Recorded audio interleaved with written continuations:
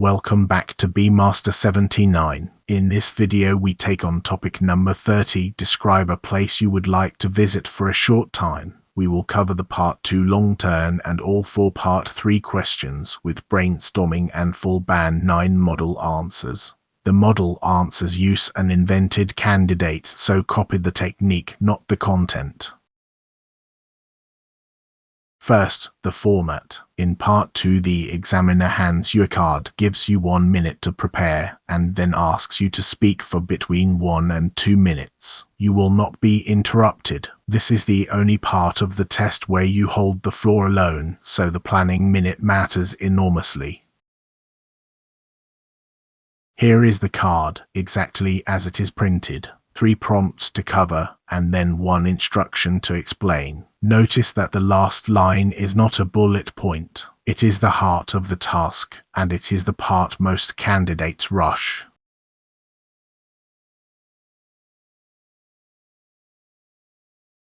So here is the 1-minute plan. Choose fast, because any place you can talk about beats the perfect place you cannot. Write nouns, not sentences. Spend half of your minute on the explain why line, and plan your final sentence before you start speaking.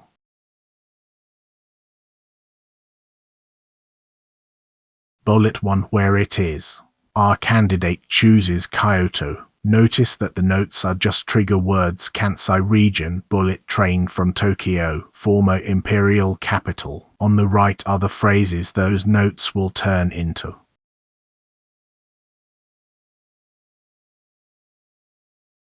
Bullet 2, whom you will go there with. A younger sister, chosen for a reason. She studied Japanese so she can read the signs. A person plus a reason is always stronger than a person alone.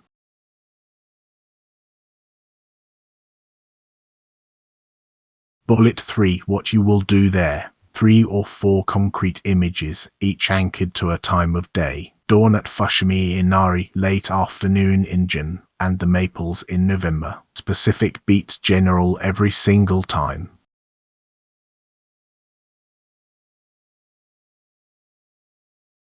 And the 4th bullet, which is where band 9 is actually won. Why only for a short time? 2 separate angles here. An emotional reason, novelty, and a practical one, cost and crowds. Answering the explain line from 2 directions is the single biggest upgrade you can make.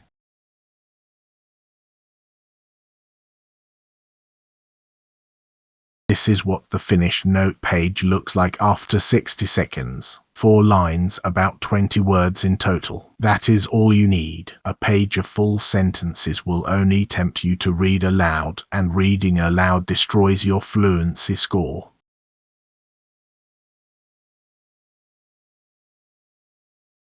Now the model answer, in 3 parts. Part 1, the opening and the location. I'd like to talk about Kyoto in Japan, somewhere I've been longing to visit, though ideally only for a few days rather than a long stay. It's in the Kansai region of central Japan, roughly 2 hours west of Tokyo by bullet train, and it was the imperial capital for over 1,000 years, so the whole city is essentially an open-air museum of temples, shrines, and wooden merchant houses.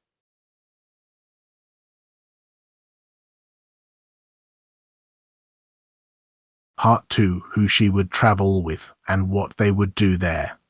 I'd go with my younger sister, May, because she's the one who got me interested in the place.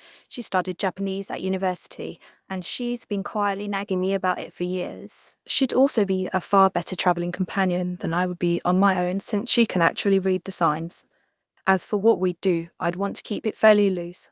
I'd start with Fushimi Inari at dawn before the crowds arrive and walk up through those thousands of vermilion gates. After that, I'd wander through Jin in the late afternoon, when the lanterns come on, and just eat my way along the Shiki market. And if the timing worked out, I'd love to be there in November when the maples turn.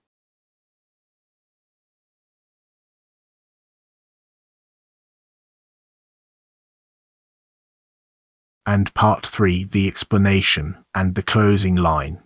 The reason I'd only want a short visit is that Kyoto strikes me as a city best experienced in concentrated bursts. Part of its appeal is the sense of novelty. The moment everything becomes familiar, I think some of the magic would inevitably wear off. There's also a practical side to it. It's notoriously expensive and quite crowded, so a few intense days would give me all the highlights without the fatigue or the bill that a longer stay would bring. So a long weekend would be perfect, enough to leave with a handful of vivid memories and enough left unseen to give me a reason to go back.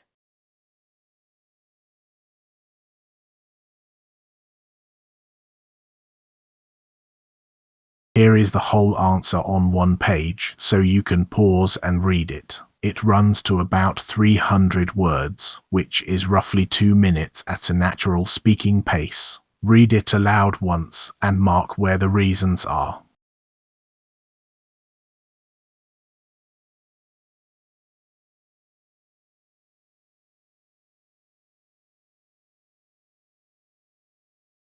The language bank. On the left, the expressions used in the answer. On the right, what each one plainly means. Learn them as whole chunks because that is how they come out under pressure.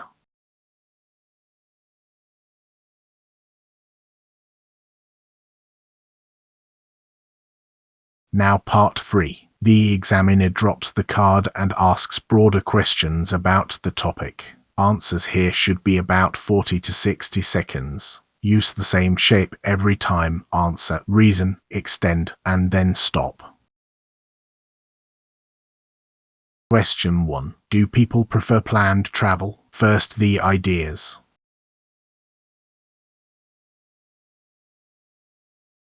And the band 9 answer. I'd say it largely depends on the traveller. Broadly speaking, older travellers and families tend to favour a fixed itinerary, simply because there's a lot at stake: flights, accommodation, young children, and improvising with all of that is stressful. Younger, budget travellers, on the other hand, often deliberately leave things open, partly because spontaneity is half the appeal, and partly because booking apps now make it perfectly viable to find a bed on the same day. If I had to generalise, though, I think most people want a planned skeleton with room to improvise around it.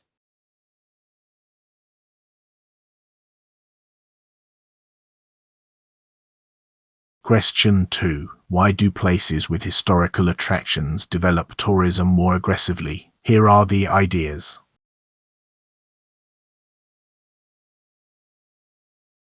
And the band 9 answer. Mainly because heritage is a ready-made asset. Building a theme park from scratch costs a fortune, whereas a 1,000-year-old temple is already there. The investment is largely in access and marketing rather than construction. On top of that, historical sites are relatively recession-proof. They don't go out of fashion the way a resort might. And there's often a political dimension too.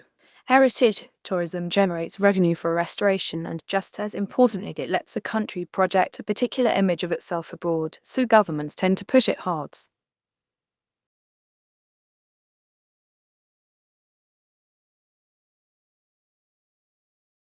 Question 3. Why do you think people usually travel? The ideas first.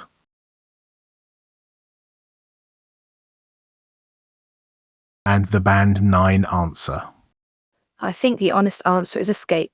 Most people are trying to put some distance between themselves and their routine. But underneath that, there are a few distinct motives. Some travel for status in the sense that the trip is partly about the photographs. Some travel out of genuine curiosity about how other people live, and a great many travel simply to see relatives, which barely gets counted as tourism at all. Increasingly, I'd add rest to that list for people in demanding jobs. A holiday is less about discovery than about recovering.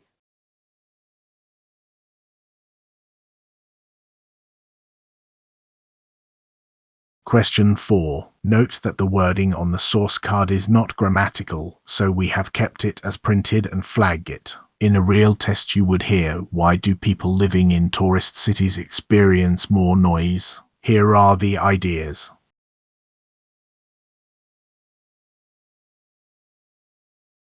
And the band 9 answer. Well, the simple answer is density. You're adding a floating population on top of the residents, and all of the extra activity has to go somewhere. But there's more to it than sheer numbers. Visitors are on a completely different schedule. They are out late because they are on holiday, whereas the locals have work in the morning. Then there's the infrastructure that grows up around them: bars, coach traffic, suitcase wheels on cobbled streets at 2 in the morning. And because short-term rentals have spread into residential blocks, that noise is now happening inside buildings that used to be quiet.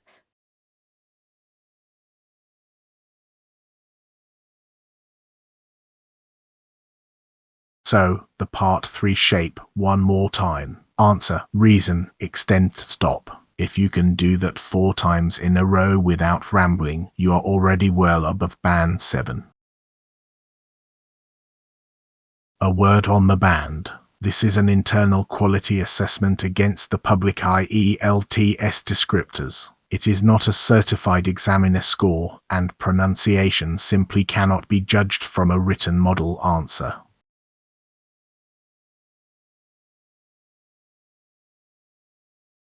Your challenge. Record yourself for 2 full minutes with no notes. Then play it back and check one thing only. Did every claim have a reason attached?